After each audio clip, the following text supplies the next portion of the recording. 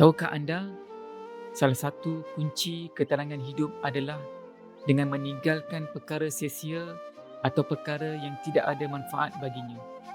Orang mukmin itu ketika berbicara kena fikirkan, ini ada manfaat atau tak untuk aku ni. Ketika melakukan apa-apa pekerjaan ataupun apa-apa aktiviti, kena fikir, adakah ini bermanfaat buat saya atau buat agama saya? Ini kerana umur kita ni sangat-sangat pendek.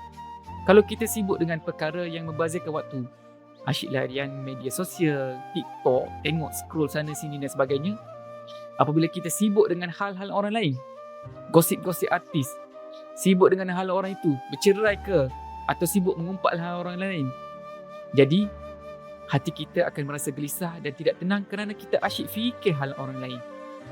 Sebab itulah sabda Nabi SAW, kata Nabi, qala Rasulullah SAW, min husni islamil mar'i tarkuhu ma la ya'ni.